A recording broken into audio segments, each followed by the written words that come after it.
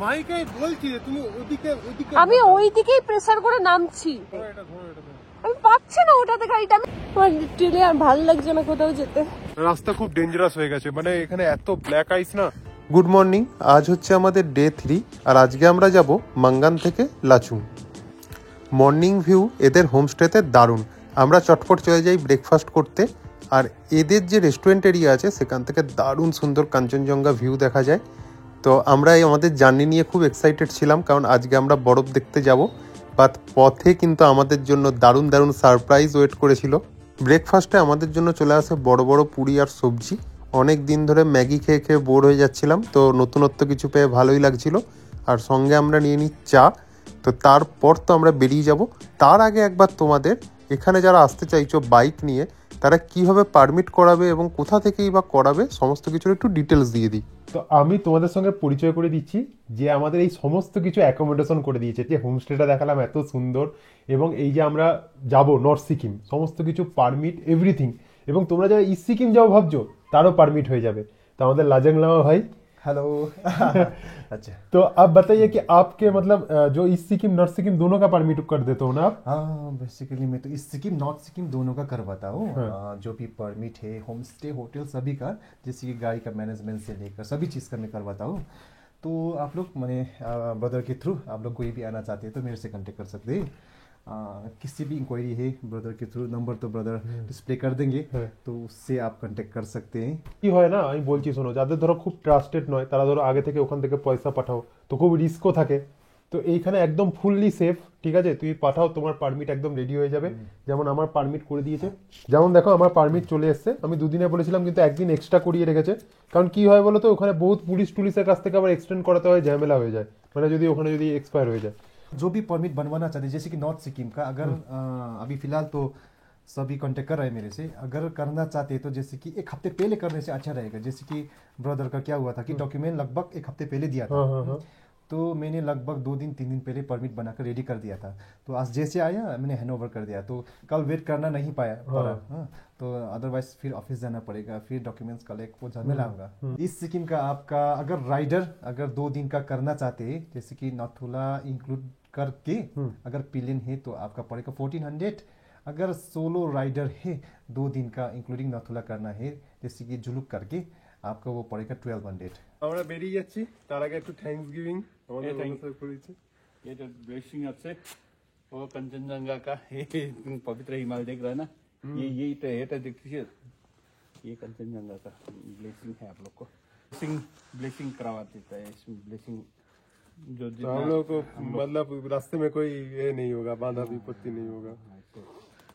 Thank you. Wow बहुत अच्छा feel हुआ, सही बता रही हूँ एकदम। सिक्किम अच्छा से घूम के जाइए आप। তারপর আমরা বেরিয়ে পড়েছিলাম লাচুংয়ের পথে, এবং লাচুং থেকে ইয়ামথাম বলো বা 0 পয়েন্ট বলো যতটা অবধি রাস্তা খোলা আছে ততটা অবধি যাবো বলে। বাট এখানে কিছু রোড সম্বন্ধে ইম্পর্টেন্ট আপডেট দিতে চাই। যে রাস্তাটা মাঙ্গান থেকে তোমাদের লাচুং অবধি যাচ্ছে, যে ট্র্যাডিশনাল রাস্তাটা, সেটা 50 to 55 কিলোমিটার্স পড়ে। আর একটা রাস্তা আছে যেটা 100 কিলোমিটার্সের ওপর পড়ে, মানে 50 কিলোমিটার্স ঘুর। বাট এই রাস্তাটা না খুব খারাপ অবস্থা, সেটা আমরা শুনেও ছিলাম, বাট এতটা ঘুরে যাব না ভেবে এই রাস্তাটাই ধরেছিলাম। এই রাস্তাটার 2টো পয়েন্ট, একটা হচ্ছে সকাল 10টা থেকে বিকেল 4টে পর্যন্ত কাজ চলে, তো তার মধ্যে গেলে রাস্তাটা বন্ধ হয়ে যায়। তো আমরা ভেবেছিলাম 10টার আগে যদি এটা ক্রস করে দিই, যে চেকপোস্টে গিয়ে দুটো রাস্তায় মিট করছে, তো তাহলে আমাদের সুবিধা হবে, কারণ রাস্তাটা খুব কম হয়ে যাবে। বাট এটা কিন্তু আমাদের সবথেকে বড় ভুল ডিসিশন ছিল। কেন ছিল তোমরা দেখতে পাবে, রাস্তার অবস্থা খুব খারাপ। আমি নিজে বাইক নিয়ে বহুবার পড়েছি, তো তোমরা বলতেই পারো যে আমরা অনেক স্কিল রাইডার, তুমি হয়তো স্কিল রাইডার নয়। অবভিয়াসলি আমি মানছি আমি খুব বিরাট কিছু বাইক চালাই না, বাট আমি কিন্তু পাহাড়ে বহুবার চালিয়েছি। তা সত্ত্বেও বলবো যে এখানকার রাস্তার অবস্থা খুব খারাপ। তোমরা পারলে অ্যাভয়েডই করো, একটু ঘুরে যাও, টাইম নিয়ে বেরো, ভোর ভোর বেরিয়ে যাও, তাতে কিন্তু বেটার হবে। এখানে গাড়িটা পড়ে গেছে, হঠাৎ পড়ে গেলাম এখানে। রাস্তাটা একবার দেখো তোমরা, পুরো এগ্রো ঘেগ্রো, তাও ভুল রাস্তায় চলে এসেছি। এখান থেকে আর রাস্তার জায়গা নেই, কিছু বুঝতে পারছি না কোথায় যাবো। চুং থেকে পুরো লিটারালি লাস্ট 10 কিলোমিটার এরকম অবস্থা, আমি আর পাচ্ছি না। মাইকে বলছি তুমি ওদিকে ওদিকে আমি ওই দিকেই প্রেসার করে নামছি, হ্যাঁ আমি এই দিকেই নামার চেষ্টা করছি, আমি ওই দিকে নামি না তো। নর্মালি মানুষ কোন দিকে নামবে? আমি পাচ্ছি না ওটাতে গাড়িটা, আমি কারোর হেল্পও চাইতে দিচ্ছে না আমাকে।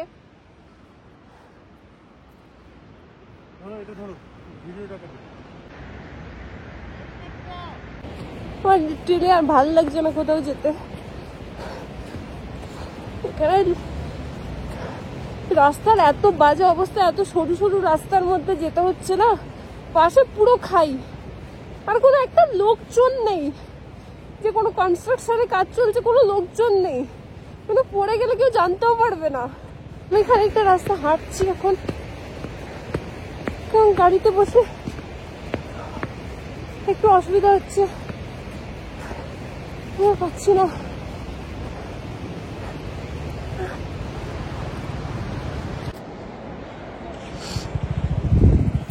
পড়ে যাওয়ার ফলে কি হয়েছিল, আমার গোপ্রো স্ট্যান্ডটা ভেঙে গেছিলো, তাই তোমরা হেলমেট মাউন্ট ক্যামেরা দেখছো না, সাইড থেকে ক্লিপিংস নিতে হচ্ছে। তো ওই 10-15 কিলোমিটার মতো রাস্তা খুব খারাপ ছিল। তারপর মোটামুটি ট্র্যাডিশনাল রাস্তা যেটা খুবই ভালো ছিল। তারপর আবার মাঝে মাঝে কিছু খারাপ প্যাচ পড়ছিল, যেমন এই জায়গাটা দেখো, এই রাস্তাটা খুবই খারাপ ছিল। তো আমি তো মাহিকে নামিয়ে দিচ্ছিলাম খারাপ রাস্তায়, কারণ আমি প্রেফার করছিলাম একা যাওয়া, কারণ বাইকে একে তো রাস্তা খারাপ, তার মধ্যে যদি বেশি হেভি হয়ে যায় বাইকটা না, তখন আরও কন্ট্রোল করা মুশকিল হয়ে যায়। এমনিতেই লাগেজ ফাগেজ নিয়ে বাইকের ওয়েট অনেক বেশি।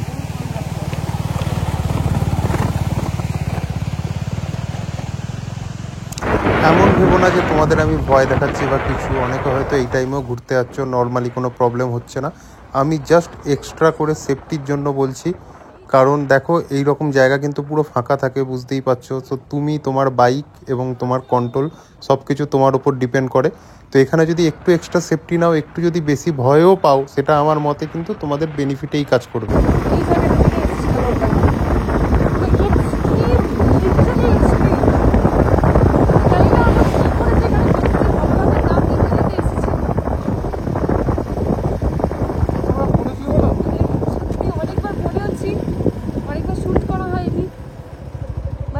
আমি লিটারালি কাঁদছিলাম।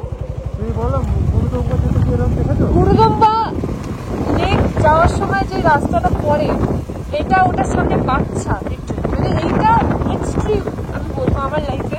আমি গুরুদম্বাও করেছি, আর যাই হোক ভগবানকে থ্যাঙ্কস বলবো, ঠিকঠাক এসে গেছি, গাড়িও সাথ দিয়েছে, আর অনেকটা তো ভালো গাড়ি চালায়। তো আমাদের পেছনে লাচেন চলে গেল, দুদিকে রাস্তাটা ভাগ হয়ে যায়, তো আমরা লাচেন যাচ্ছি। রাস্তা এখন ভালো আছে, ভালো লাগছে। আর এতক্ষণ তো এক্সট্রিম রাইডিং এর সাথে এতে একদম চোখ মুখের অবস্থা খারাপ। রাস্তা নিয়ে আপডেট দিলাম, এবার দেব ঠান্ডা নিয়ে আপডেট। তো দেখো, যেহেতু সূর্য একদম ভালোভাবে পিকে ছিল, তো এটা আমাদের খুব মানে ভাগ্যবান ছিলাম আমরা, যে সারাক্ষণ কিন্তু আমরা সানলাইট পেয়েছি। এর ফলে আমাদের খুব একটা ঠান্ডা লাগছিল না, এবং ঠান্ডাটা লাগলেও মিষ্টি মিষ্টি রোডটা বেশ মানানসই হচ্ছিল। আর এবার তো রাস্তা বেশ ভালো, এবার আমরা প্রায় লাচুং ঢুকেই গেছি। এবার হচ্ছে সেই অমিতাভ বচ্চন ফলস পড়বে, যেটা হচ্ছে খুব বড়। তো ওইখানে আগেরবার যখন গেছিলাম খুব পার্টি হচ্ছিল, তো এইবারও হবে নাকি সেটা দেখার জন্য এক্সাইটেড ছিলাম। এটা হচ্ছে ফেমাস লাচুং এ অমিতাভ বচ্চন ফলস, কারণ এই ফলসটা লম্বা বলে অমিতাভ বচ্চন নাম দিয়েছে। আর এখানে দোকানগুলো বলে কোনো খোলা ছিল? এখানে আগেবার যখন এসেছিলাম না, এই জায়গাগুলো খোলা ছিল, দোকান বসে। আমি জানি না আজকে খুলবে না নাকি ব্যাপার। হ্যাঁ, আমি এখানে না এই ছোট বড় একটা ব্রিজ আছে, দেখো আগে ছিল না যদি ওই ব্রিজটা, বলো। হ্যাঁ, আগে তো কমপ্লিটলি ডিফারেন্ট দেখে গেছিলাম, দোকান ফোকান হ্যাঁ বেশ জমজমাট টাইপের ছিল। হ্যাঁ, এখন তো পালিয়ে গেছে, সেটাই, ঠান্ডায় পালিয়ে গেছে। বহুত বাজে অবস্থা এখানে মানে এসো না, এখন এসো না, আমি বারণই করবো, কারণ এক্সট্রিম বহুত কষ্ট হয়েছে। মানে তোমরা বাইরে থেকে দেখে কতটা বুঝবে আমি জানি না, বাট মাহিকে জিজ্ঞেস করো, আমাকে জিজ্ঞেস করো, রাস্তা একদম মানে কিছু বলার নেই। আর বাইকের যে কি অবস্থা তা আমি নিজেই জানি না। হ্যাঁ, বাইকের তো এইটার অবস্থা খারাপ, কাঁচ ফেটে গেছে। র্যাশ গার্ডটা ছিল বলে বাইকের বডিটা খুব ড্যামেজ হয়নি। এইগুলো তো দেখতে হবে। হ্যান্ডেলটা হালকা মুড়ে গেছে, ব্যাগ ফ্যাগ তো ছেড়ে দিলাম।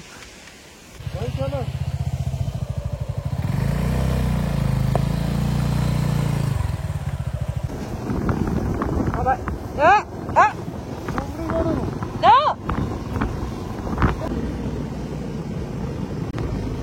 শার্প কাট আহেড, শার্প কাট আছে সামনে, বিরাট শার্প। কত শার্প, মানে এটা শার্প বড়। এইবার আমরা যেহেতু এইরকম টাইমে একটা কারণেই গেছিলাম যে বরফ দেখবো এবং বরফের মাঝে থাকবো বলে, তো আমরা এক্সপেক্ট করছিলাম যে লাচুংয়ে বিরাট বরফে ভর্তি থাকবে এবং একটা হোমস্টেও আমরা মাঙ্গানে বসে দেখছিলাম, যেটা হচ্ছে একদম বরফের মধ্যে, দারুণ লাগবে একটু টপে। বাট আমরা যখন লাচুং ঢুকলাম, এখন পর্যন্ত যেমন দেখছো কোনো বরফ নেই। তা আমরা একটু হতাশাই হই, কারণ আমরা জানতে পারি 4-5 দিন আগে স্নোফল হয়েছিল এবং লাচুংয়ে স্নোফল হলেও সেটা আর থাকে না, কারণ ওটা গলে যায়। তো যাই হোক, তা আমরা ঠিক করলাম যে বরফ যখন দেখতেই পাচ্ছি না, তখন আর স্টে না করে চলো আজকে আর রাতে স্টে না করে আজকেই সোজা ইয়ামথামের দিকে চলে যাই, দিয়ে ইয়ামথাম ঘুরে তারপরে স্টে করব।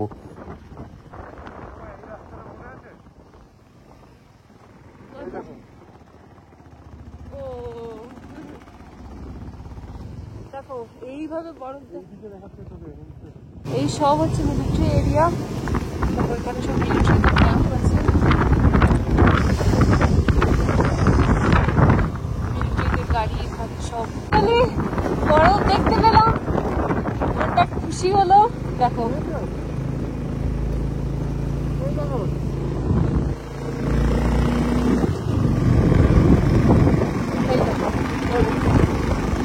আমাদের এতক্ষণ ধরে আমাকে 1 ঘন্টা ধরে বরফ করে জ্বালাচ্ছে।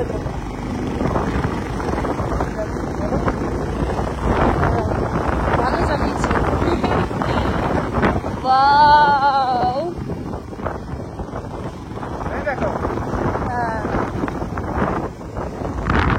হ্যাঁ চমড়ি গায়ে, দেখো কত চমড়ি গায়ে। আমরা রাস্তা ধরে যত উপরের দিকে উঠছিলাম তত আস্তে আস্তে বরফ বাড়ছিল।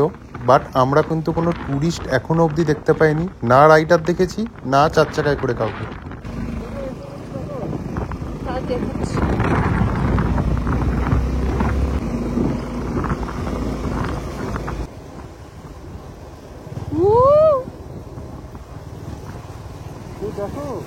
দেখছি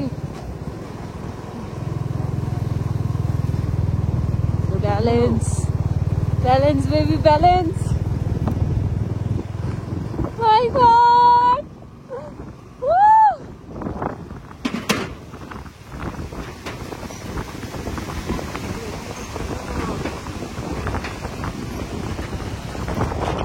রাস্তা যেমন সুন্দর হয়ে গেছিল, কিন্তু সুন্দরের মধ্যেই যেমন খতরনাক থাকে, সেরকম রাস্তা খতরনাক হয়ে গেছিল। মানে আমি কি বলছি, প্রচুর ব্ল্যাক আইস। এর ফলে একটা নতুন চ্যালেঞ্জ শুরু হয়েছিল যে গাড়ির চাকা কিন্তু যে কোনো সময় স্কিড কাটছিল এবং এই সমস্ত রাস্তায় যেন একদম ব্রেকে হাত দেওয়াই যাবে না। আমি জাস্ট কোনো 4 চাকা বা রাইডারের ওয়েট করছিলাম, কারণ আমি ভাবছিলাম যে কাউকে যদি দেখতে পাই মনে একটু সাহসও পাবো যে না আমরা ছাড়াও আরও কেউ যাচ্ছে এবং তারা যে রাস্তাটা দিয়ে যাচ্ছে সেটা দিয়ে ফলো করে যাব, তাহলে হয়তো বেটার হবে।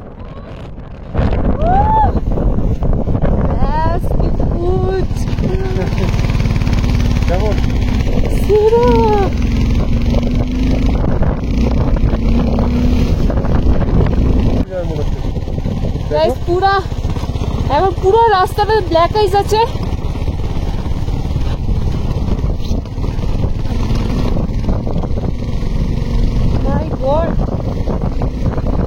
মানে এত সুন্দর জায়গাটা নেওয়া যাচ্ছে না। হ্যাঁ এখানে খেলবে, তুমি যা বলবে। যাবে ওদিকে, চলো যাই। অ্যাডভেঞ্চার যতটা পারছে। ব্ল্যাক আইস পড়ে গেলে, হ্যাঁ ব্ল্যাক আইস পড়ে গেলে যাবো না।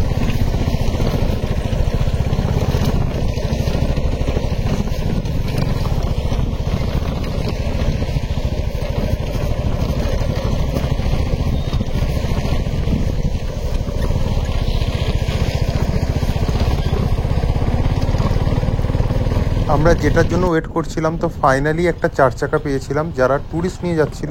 আউটসাইড ট্যুরিস্ট নয়, ওদেরই লোকাল ট্যুরিস্ট নিয়ে। তো সেটা দেখে একটুখানি সাহস পেলাম যে ঠিক আছে চলো, আমরা বললাম ওদের পিছুই যাব। ওরা যতটা অবধি যাবে বলছিল, ইয়ামথাম পর্যন্ত রাস্তা খোলা আছে। তো আমরাও ডিসাইড করলাম যে চলো ইয়ামথাম পর্যন্ত তাহলে ঘুরেই আসি। রাস্তায় ব্ল্যাক আইস অবভিয়াসলি ছিল, বাট একটু সাহস পাচ্ছিলাম।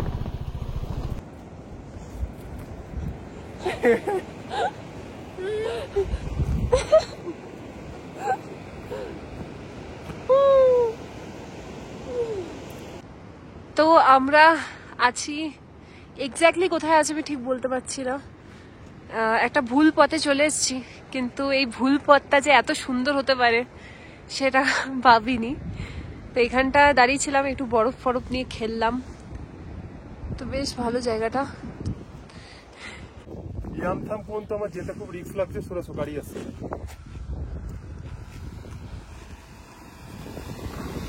রাস্তা ক্লিয়ার है उधर। লাস্ট তো দেখো এখানে এখন ইয়মথাম ভ্যালি 10 কিলোমিটার দূর আছে, বাট যেটা প্রবলেম হচ্ছে রাস্তায় বহুত ব্ল্যাক আইস, মানে চারধারে তো বরফ দেখতেই পাচ্ছ। ইয়ামথাম পর্যন্ত রাস্তা খোলা আছে, আমরা প্রায় 1.5 ঘন্টা ধরে এসেছি এত দূর। এবার মাহিও রিস্ক নিতে চাইছে না, আমিও এখন ভাবছি যে রিস্ক নেবো নাকি। হ্যাঁ, কারণ দেখতেই পাচ্ছ সারাউন্ডিংস। এখনো 10 কিলোমিটার, কি করবে মাহি, যাবে? না আমি যাব না, আমার ভয় লাগছে।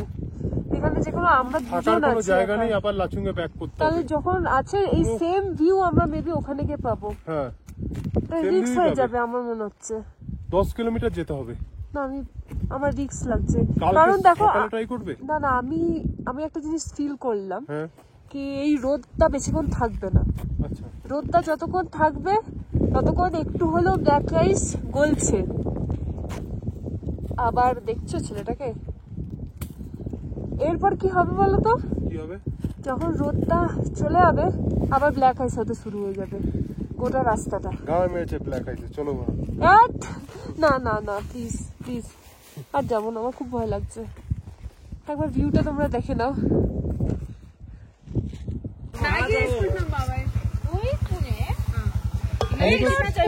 खाने को क्या मिलेगा? তো এখানে আমাদের ম্যাগি হচ্ছে, রান করছে। তো মানে বডি একদম শেষ। তো এখানে দিয়েছি ওল্ড মঙ্গের 30 বা 60 আমি ঠিক জানি না। তো এইটা আবার র দিয়েছে আর বলেছে কি ডাইরেক্ট খেতে। এটা অনেক বাজে খেতে, বাট বলছে শরীর গরম থাকবে, এখানে অনেকেই টুরিস্ট আমাকে রেকমেন্ড করছে কি এটা খাও, কারণ অনেকটা পথ যেতে হবে। তো okay, let's hope for the best.